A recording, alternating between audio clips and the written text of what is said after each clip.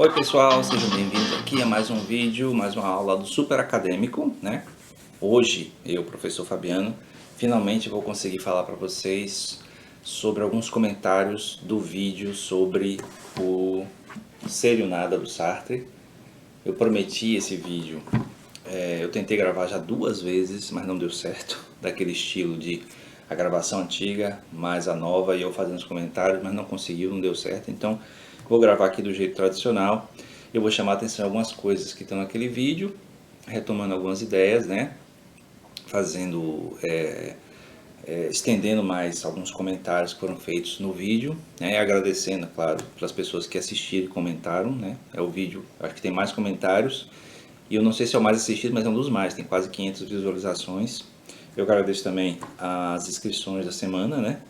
Como sempre, eu estou tendo pelo menos 1 ou 2 inscrições por semana. Eu agradeço muito aos novos inscritos. E para você que está vendo e não é inscrito, se inscreva no canal, né? Dê o like aí, faça comentários nesse novo vídeo e continue seguindo aí, certo? Então vamos lá às temáticas. Então, vou destacar aqui algumas coisas que no vídeo eu tratei, né? E que o Sartre trata e que alguns pediram para eu trazer de volta. Então, a primeira coisa é sobre a noção de consciência, certo? Então, o Sartre, ele trata o problema da consciência a partir desse pensador aqui, é o Edmund Husserl, professor alemão, o fundador, digamos assim, da fenomenologia contemporânea, né? Que já tinha tratado da fenomenologia o Hegel, né? Ainda no século XVIII. Mas o Husserl ele vai trazer sobre uma nova perspectiva que vai influenciar muito tanto o Sartre quanto o Heidegger, certo? Então, para o Husserl, a consciência ela é um conceito vazio, digamos assim, que não dá para ser entendido a não ser que seja consciência de alguma coisa. Então, a consciência é sempre consciência de alguma coisa.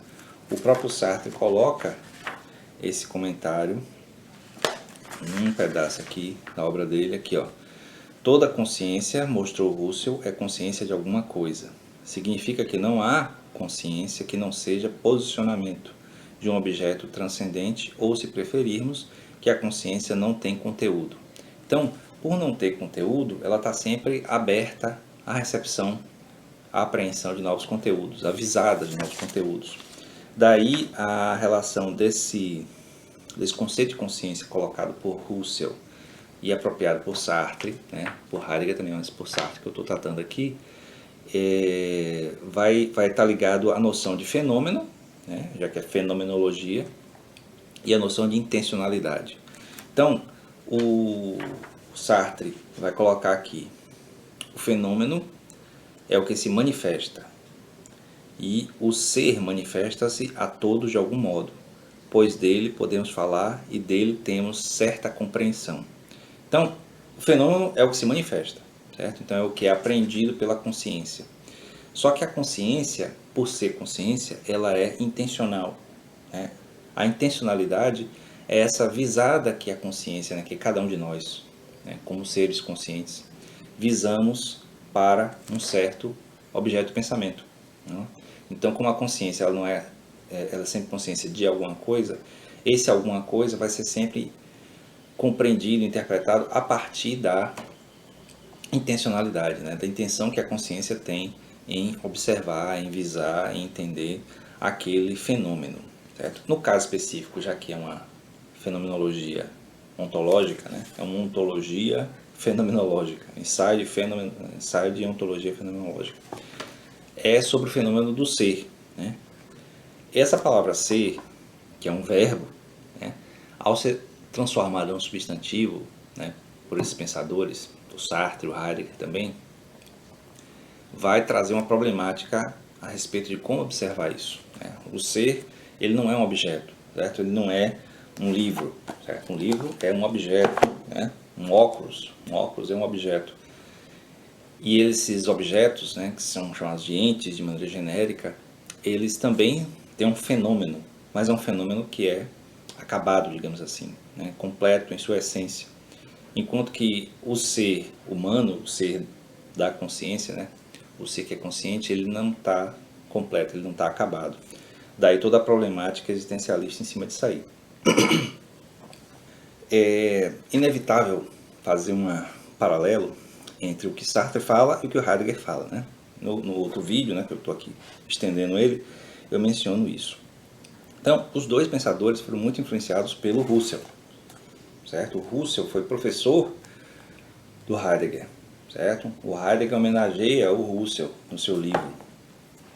Depois ele tem que tirar uma homenagem porque Husserl era judeu e o Heidegger ele aderiu ao partido nazista, mas isso aí é besteira, certo? O interessante é a influência intelectual que ele passa adiante, né, para o Heidegger e para o Sartre também, entre outros pensadores do século XX que seguiram essa linha da fenomenologia. Então, tanto Heidegger quanto Sartre vão primeiro afirmar, né, que a existência precede a essência. Isso é o que torna eles como pensadores existencialistas. Mas o Heidegger vai por um caminho, né, com a sua obra Ser e Tempo e sua obra posterior, né, e o Sartre vai pelo caminho dele, que é o do Ser e o Nada e as obras posteriores. No caso do Heidegger, o Heidegger vai colocar o conceito do design, que é o ser aí, né, é o ser jogado no mundo, e esse ser ele precisa de um projeto para se estabelecer, né, para construir a sua essência. Sendo que a compreensão, a percepção fenomenológica dessa essência, segundo Heidegger, vem a partir da linguagem. É por isso que a linguagem ela tende a ser uma ferramenta tanto de expressão, né, de explicitação do ser, quanto de ocultamento do ser ao mesmo tempo. Então a linguagem ela mostra e oculta, né, mostra e esconde ao mesmo tempo, segundo Heidegger. Bom, e a consequência disso é que Heidegger vai desenvolver uma obra que mergulha nesse esquema da linguagem e ao desenvolver a relação do ser, do design, com a finitude, né, que é a temporalidade, a contingência da vida humana, ele vai desembocar na noção de ser para a morte, certo? É como se, inevitavelmente, né, o destino do ser humano fosse a morte e, por causa disso, a necessidade do projeto para dar sentido a essa existência, certo? Aí é um pouco a minha interpretação, né, para sintetizar, já que o foco não é no Heidegger. O Sartre já vai trazer assim, essa noção da temporalidade também, né, da contingência, mas vai trazer aspectos assim, morais para a interpretação do ser, no caso do ser humano principalmente, que são mais, assim, mais aplicáveis, digamos assim, na compreensão da nossa condição humana, certo? Ele diz, nós somos nada, né? Nada no que sentido? Nós não temos uma essência já dada. O ente que já tem uma essência dada, ele está completo, então ele já é alguma coisa. Enquanto nós, que não temos uma essência dada, né, construímos a nossa essência historicamente, a nossa existência, então nós somos nada por isso. Veja que há uma relação entre esse nada e o vazio da consciência, já que a consciência sempre projeta sobre o mundo a sua visada, o nada do ser humano, que ele vai chamar de ser para si, nesse momento, ele projeta para o mundo a sua própria existência e ao projetar para o mundo ele realiza, né, ele busca realizar a sua essência, que não está pronta, não está acabada e nunca está, certo? Essa é a beleza do existencialismo. Aí ele divide na compreensão do ser, né, já que é uma ontologia. O ser é dividido em si, para si e ser para o outro.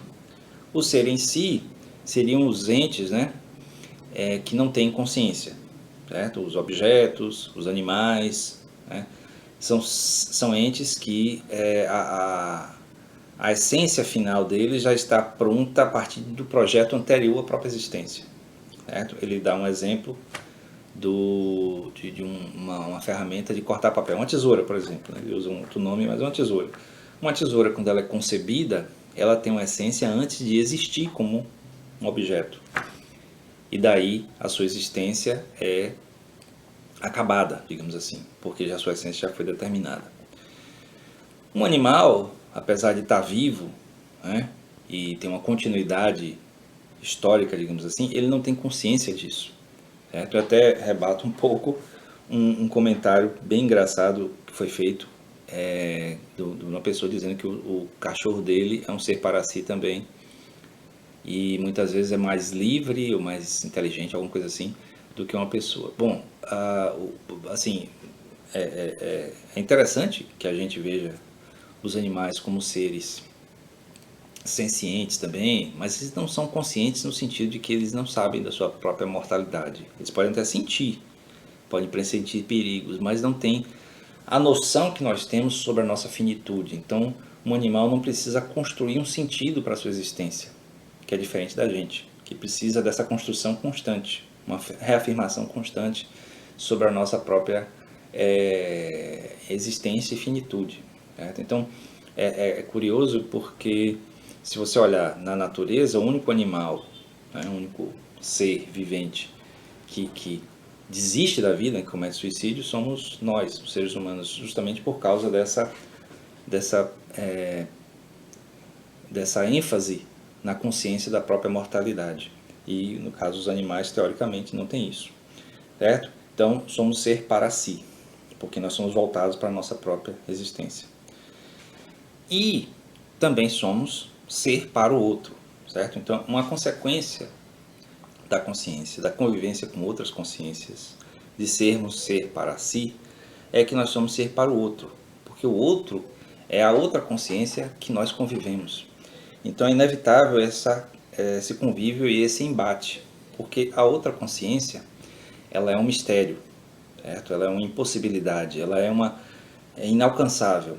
E como nós somos incompletos, ao termos de lidar com isso no nosso tempo de vida, né, com esse outro, a gente tende a refletir muito a maneira como nós construímos essa relação e como entendemos essa relação, porque é um fenômeno também, certo? Então, é muito interessante quando o Sartre coloca, deixa eu ver aqui, sobre a temporalidade. Não, essa parte não, aqui é do nada de novo. Aqui, ó. Meu passado de ontem, se meu passado de ontem não for como uma transcendência para trás de meu presente de hoje, perderemos toda a esperança de religar o passado ao presente. Então a nossa compreensão da nossa temporalidade é a partir do presente que nós temos hoje.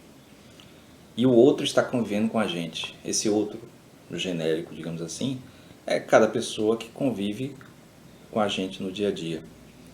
E aí a nossa compreensão sobre o nosso passado, né, é fruto da maneira como nós projetamos no nosso presente aquilo que nós estamos construindo de nós mesmos.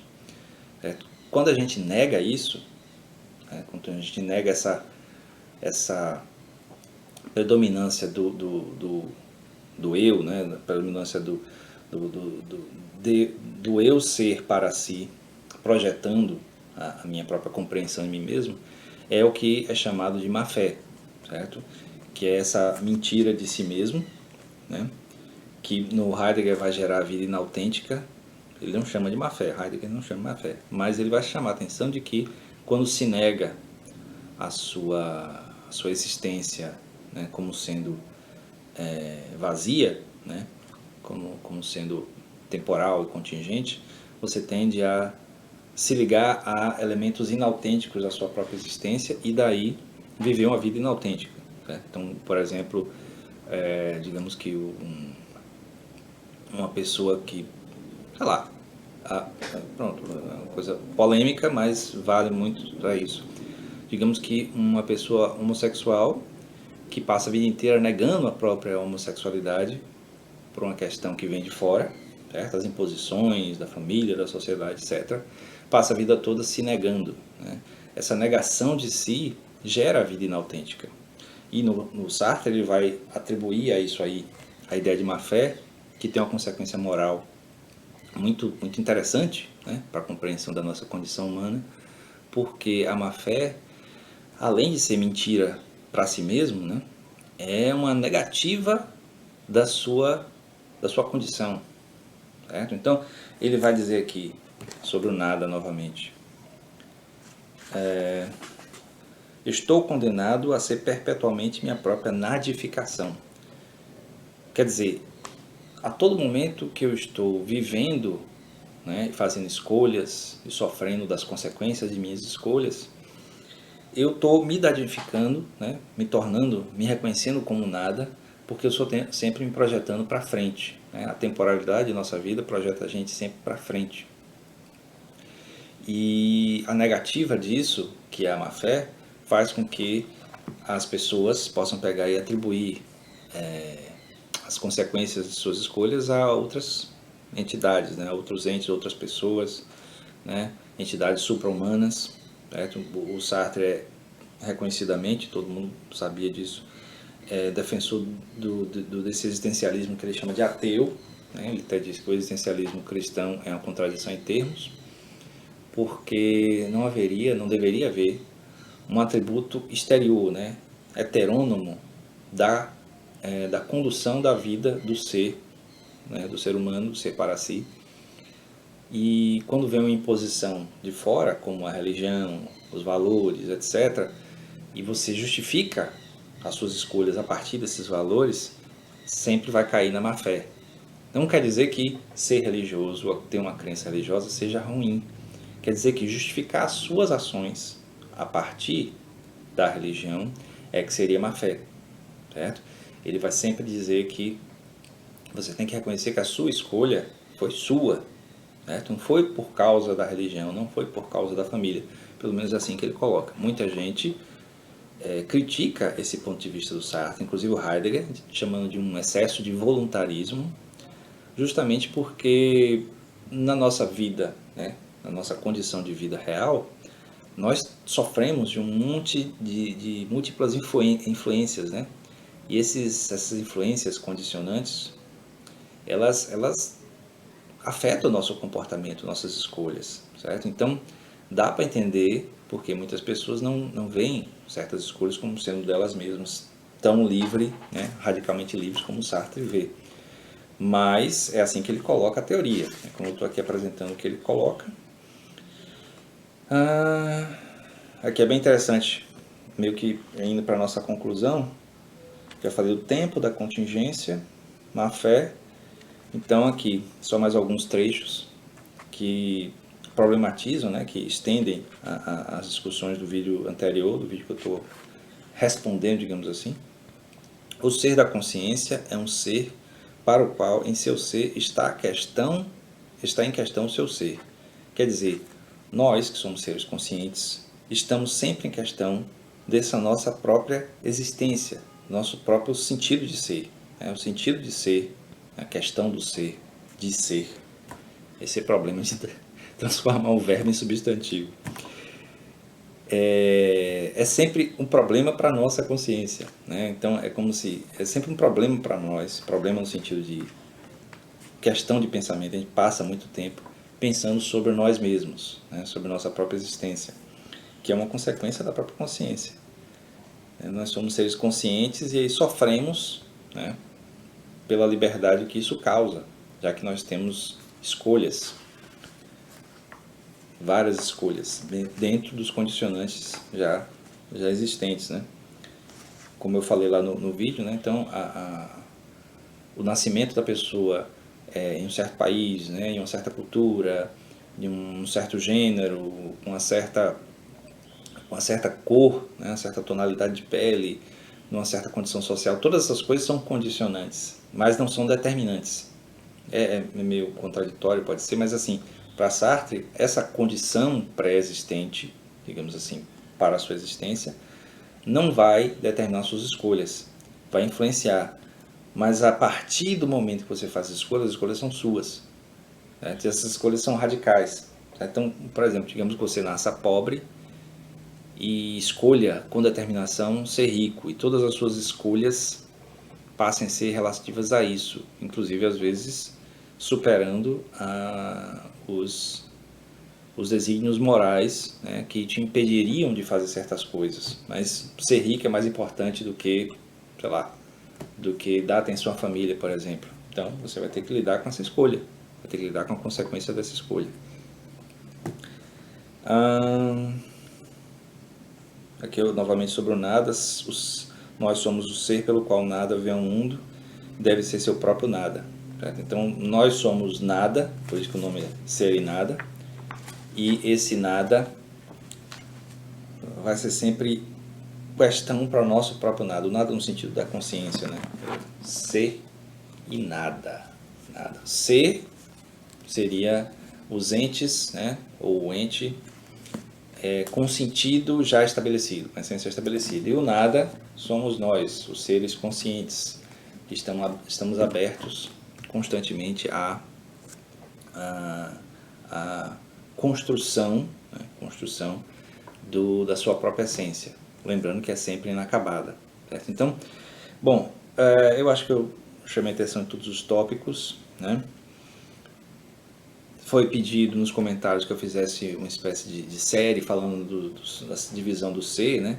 Mas eu acho que eu devo para desenvolver aqui a noção do ser em si, do ser para si, do ser para o outro. Bom, acho que todos os tópicos pedidos lá eu falei e os que eu levantei aqui também assistindo e reassistindo o vídeo. Eu espero que vocês tenham gostado desse vídeo, né? Respondendo um pouco a outro vídeo sobre o ser e nada. Se gostaram, deem um like, além de se inscrever, né? Se inscreva aí. Coloque comentários. Se você ficou sem entender alguma coisa, se alguma coisa ficou ainda obscura, né? Porque eu sei que às vezes a gente parece que entende, às vezes que não. É muito como eu entendo o Heidegger, por exemplo. Eu sempre achei que o Heidegger era uma leitura desse tipo, em que você vai lendo, aí você está próximo de entender, aí parece que não está entendendo nada. Aí passa um tempo sem olhar para aquilo, aí você lê de novo, aí você, entendi.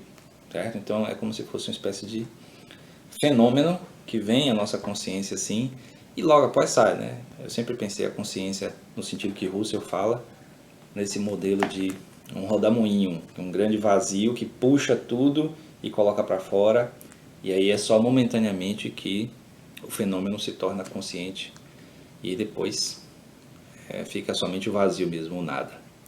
Certo? Então, até a próxima aula, devo continuar fazendo essas retomadas de temas de vídeos com boa visualização e até o próximo.